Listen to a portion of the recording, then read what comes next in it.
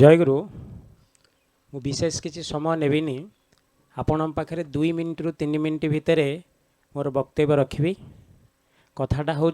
आ पूर्व रतिरंजन भाई और शाश्वत भाई क्लियर फिगरटा आपण पाखे रखिले तेणु आपण मैंने सब जिनसटा जानी किंतु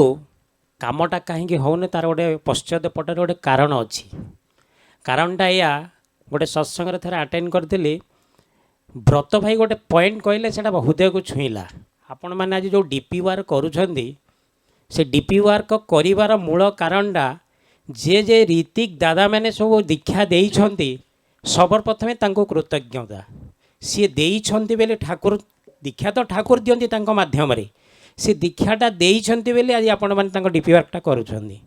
आ डीपी वर्कटा करिया पे आबाल वृद्ध बनिता कार बयसर आवश्यकता नहीं किए जे करि परिबनी एटा ओपन ओपन टू ऑल समस्ते डीपी वर्क करि परिबे तेणु आम चिंता करंतु जदि आबाल वृद्ध बनिता समस्ते डीपी वर्क करिबा ताले कामटा सहज हो जिवो तेणु सेथिपई परम पूज्य पाद श्री श्री अविंदांकर गोटे स्ट्राटेजी अच्छी से दिग को मुझे जाऊनी ऑलरेडी मीटिंग गोटे होता आपण मैंने ऑनलाइन रे जॉइन करते से मीटिंग रे गोटे पॉइंट मो हृदय को छुईदेला से बारंबार कहती से जिते जन भी प्रेजेंटेशन देले से प्रेजेंटेशन भितर से लास्ट कहले खट मुंडेला भाया कम कर अर्थात निजर लॉजिक निजर स्ट्राटेजी को केबे फॉलो करनी only carry out the command of गुरु सी जो स्ट्राटेजी बनई आज एत वर्ष है यही स्वस्ति वन में 14% डीपी वर्क होता परम पूज्यपाद श्री श्री आचार्य देवंकर ये आगमन होता सेटा जे खसिकी बर्तमान 9% होती ए कथाटा डायरेक्ट अविंदा से कथा कही जे तुम 9% जोटी सुधा सर्जना उत्सव होची से जगह 9.5 अच्छी से जगह केमती जीवी आप चिंता करंतु तार तेणु कौन कले कौन हो पार आ गोटे कथा गोटे मिनिट भितर आपण पाखे कही रखी आज ये जो सत्संग आम मैंने उपभोग करुचे आर पश्चात पटे गोटे कारण अच्छी आमे मैंने 48 जन गुरु भाई माँ मैंने देवघर जाइलु तार उद्देश्य नुहे जे कौन से कार्य नहीं कि जीवाई उद्देश्यटा या गला वर्ष भी आम देवघर जाइलु पूज्य अविंदांकर जन्मदिन रे से माँ मैंने परिवा काटी सब प्रकार काम करते आचार्य देव आमको आशीर्वाद करते प्रति वर्ष भली ए वर्ष जीवाई आम चेष्टा कलु किंतु जेते एते जन माँ मैंने भाई मानकर टिकेट हो पारानी 24 जनकर टिकेट है आउ 24 जनकर हो पारानी से कहले तमें मैंने जाऊच आम मन दुख तथापि भी कन्फर्म टिकेट मु कैंसल कली समस्ते कहले आम एका सांगे जीवा तापर गोटे डेट बाहर कला बेलू 22 तारिख डेट्रे सबूटा टिकेट मिलगला 22 तारिख में जाइए देवघर 23 तारिख सकाଳେ पहुँचला जिते समस्ते एकाठी होकर जाऊँगी नाटमंडप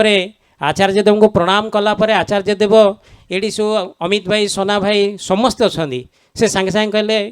दादा एम सब स्वस्ति मन डीपी वार कर भाई माँ मैंने आसने ये गोटे कथा शुणु शुणु दादा एत खुशी आनंद हो गले कहले स्वस्ति मन मुझे आउ से जगार बहुत वर्षा होता है दिन मत पचारे तो हाँ ना नहीं आगे मुझे आगे आम सब उपस्थित थिलु आठ भी प्रेयर करी तुम्हें मैंने एटू कहले गोटे कथा मुझे कहली दादा आम घर पाखे आमर स्वस्ति वन में सुधा सर्जना उत्सवटा होची कथाटी मुझे कहली दादा कहले प्रति घर घर को जीव निमंत्रण कर सुव्यवस्था करिकी बालीजात्रा पड़िया तुम जो सुधा सर्जना सेठी नहीं आसब माँ मानकर आचार्यंकर ये गोटे कथा एत रेखापात कला से माने दिन राति यहाँ को एक करदे एमाने आपण माने समस्ते जानी आउ फोटो भी देखी थे माँ मैंने केमती ये पेरी फेरी जाइए प्रति घरे घरे क्या छाड़ी ना समस्त ता भर सब माँ मान कार देह खराब इवन ए मोर तो 2 थर देह खराब होती मत भी जड़े दादा कहला तू तो से दिन पर्यंत स्ट्रगल करूँ तो मुझे ठाकुर इच्छा देखिया किंतु ता भर देह खराब है कि भी स्ट्रगल करके स्टार्ट करूँ तापर आचार्य देव गोटे आमको कहले तुम्हें ये कम कर सारापर ये गोटे सत्संग कर माझीदा तांको टिके कहीदेवे माझीदा भी सेठी उपस्थित थे कहले 600 लोक नहीं सत्संग कर कहले से नहीं बुझे दिंतु से आम जाऊँ से समस्ते ना ना माइक रे बड़ पार्टी करी कहले ना ना तुम्हें 1000 लोक नहीं सत्संग कर गोटे मातृ सम्मेलन कर ये जो जिनसटा आशीर्वाद आमको कर परम पूज्यपाद आचार्य देव तापर आम से जिनसटा भूली जाइलु किंतु ये जो कामटा आमको देले से जो कामटा कला परे आज तार सफल रूपायन जो सत्संग आज होची आपर मातृश्रवणी हम 2टा बेलू तेणु यहाँ परम पूज्यपादर श्रीमुख कथा सी आमको आशीर्वाद करिसेंती आमे भी मध्य ए काम सारी सारा पर आमे 28 तारिख भी देवघर जाऊँ जे दादा आमको जो काम देइछंती आमे से कामटा यथाश्चर्य आम चेष्टा करिछु जहाँ भी काम आसीबो ताकू आमे चेष्टा करिबु करिया पे दादा भी अच्छी मुझे विशेष चीज कहूनी यहाँ है क्लीयर फिगर आपण मान पाखे मुझे तोड़ी धरली एति कही मोर वक्तव्य सांग कर जय गुरु।